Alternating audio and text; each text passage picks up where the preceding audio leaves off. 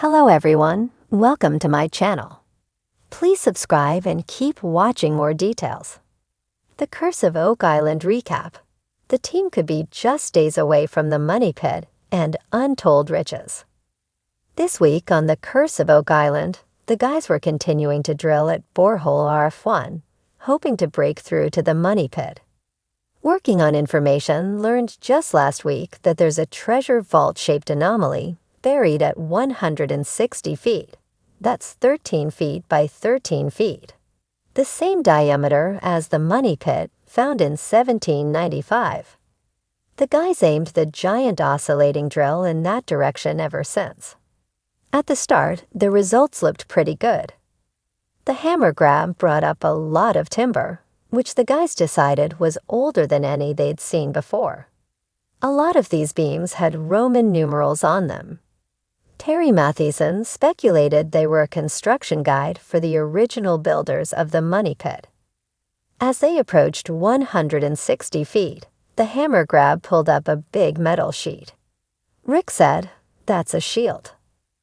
The guys believed that this was the metal shield used by William Chappell and his men in 1931 to protect themselves from flooding and cave-ins. The chapel shaft was thought to have fallen just shy of the money pit, which meant the guys could now have been merely a few away from the treasure vault. But because this is Oak Island and nothing is easy here, they hit a snag. A buildup of pressure on the oscillating drill caused a bracket to break on the crane, which shut down the operation. Something big and hard was in the way of that drill, and it wasn't going to shift easily. Marty Legina asked, "It's grinding on something. Is it something we want to find?" Vanessa Lucido, CEO of ROC Drilling Equipment, suggested they stop drilling and use the weight of the hammer combined with gravity to try to dislodge the object before continuing. The team expected this to take a few days, so they decided to pack up and go home for the night.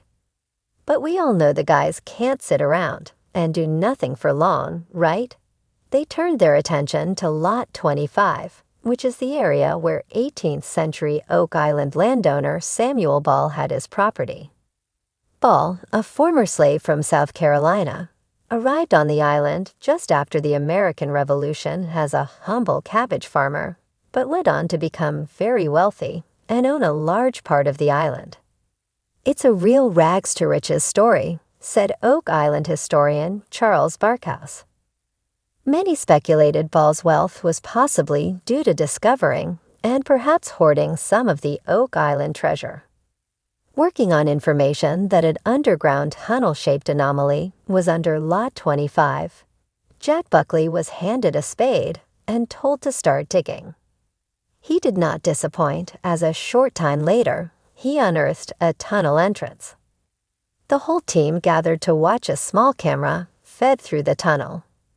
The guys were already asking if this could be where Ball hid the treasure. Of course, there was another snag. A rock blocked the path of the camera, but left the guys wondering if it was intentionally hiding something. As Marty said right at the end of the episode, typical of Oak Island, it never goes easily. He couldn't be more right.